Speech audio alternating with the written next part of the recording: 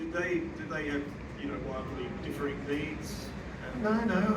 Optus and Seven were quite similar. NBC. Oh no, sorry. Yeah.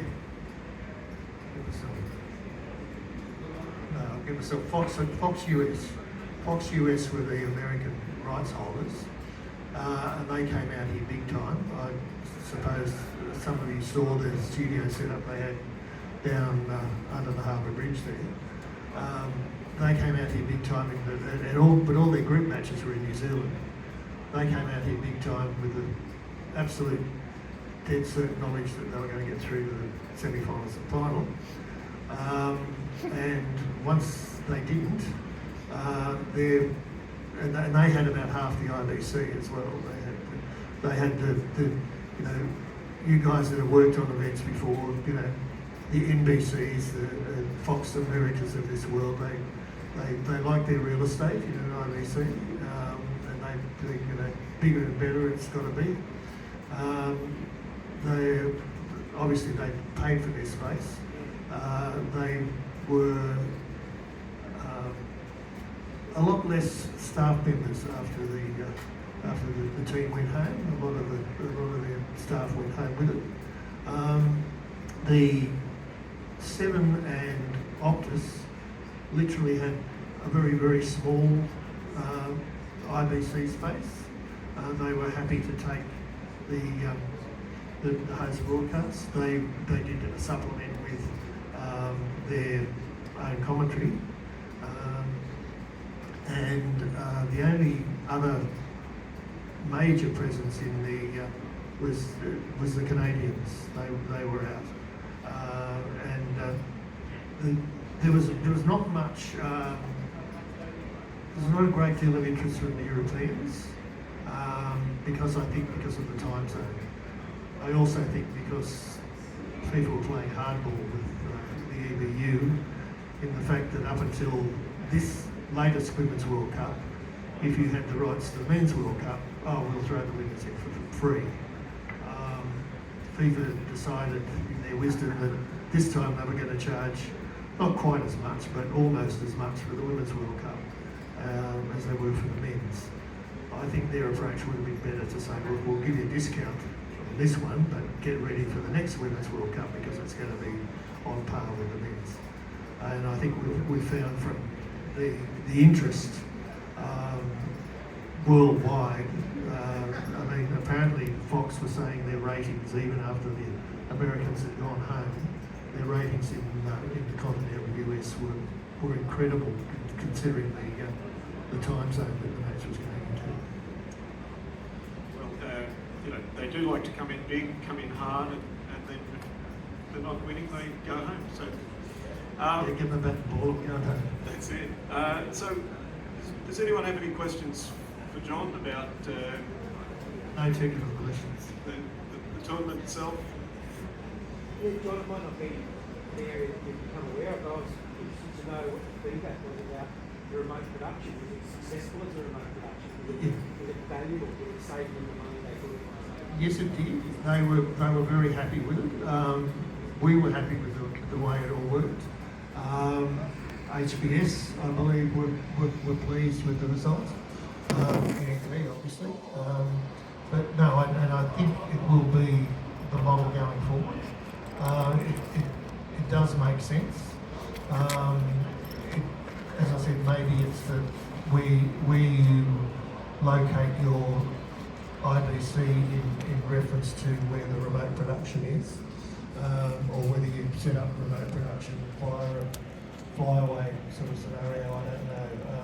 But I think it was very successful, and I think that is the model that they'll take into the States, Canada and Mexico for the next Men's World Cup, which of course they've expanded into.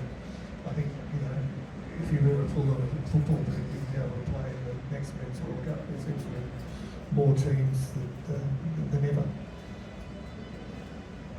Do we have any other questions? What backups did you have in place in case would you use them in the future? Basically, just the standard. We just had to. Sorry, John. So the question was about redundancy and backups with regard to remote production? I mean, if everything else had failed, we would have gone to camera one. But we had diverse fibres from each venue, and we had satellite uplinks as well. So we had sort of built-in bases. So. But as far as the business of sport, if you're able to go into that area a little bit, as far as obviously putting on an event, financial investment, technology investment, the marketing arm, etc., are you able to give us any insight or intel as far as with the whole pie for the business of those soccer or football matches? Yeah. As far as when they got, like, did they get their return on investment? And like, so when are you allowed to disclose how much they had to invest in yourselves, and then with all the value that yourselves gave to it to broadcast it into that big footprint, are you able to throw any numbers at us, like viewership, or how much it cost them, how much they got out of it, how well you guys did out of it, anything like that at all you're allowed to disclose? Yeah, well, I mean, basically I was just on the salary. So, Okay. No bonuses or nothing? Yeah, we did get a bonus, so obviously Oh, they were good. happy enough to give us a bonus. Yeah. I don't have any access to real figures. One thing I would say, and I think in some respects we might have overscoped it. I a number of times said to FIFA Zurich, I don't think we're going to need this number of commentary positions in Perth. We did cut it back from what originally they were going to be like 50 commentary positions at every venue. And I mean, the other tricky thing is when you've got a semi-final venue and a final venue, you don't know who's going to be playing there, and therefore who's going to want a commentary position. So you probably do have to overscope at those venues. But when you've got, Perth was just first round matches only. So I think,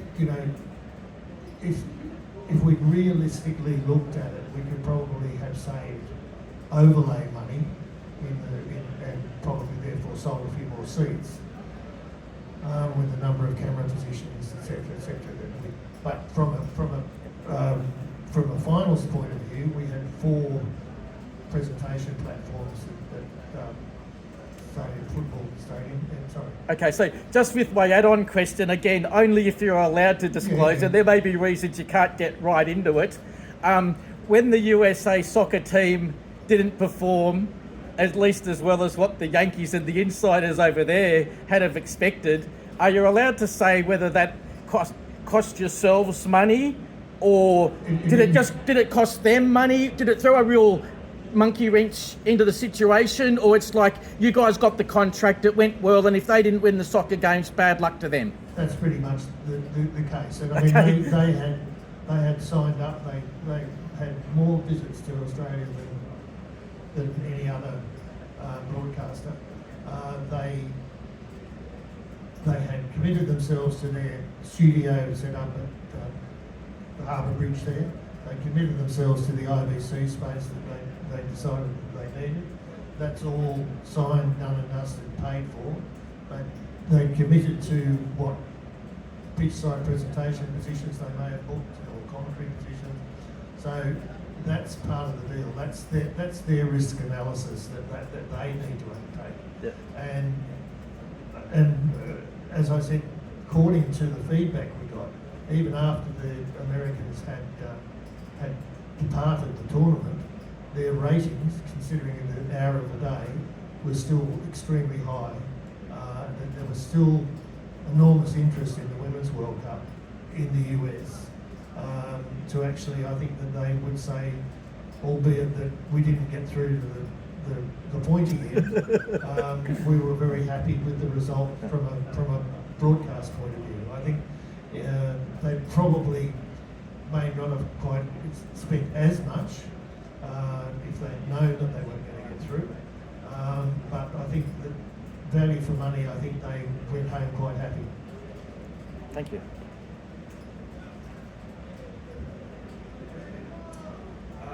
we have any other questions? All right. Well, I'd like everybody to thank John for. Thank you very much.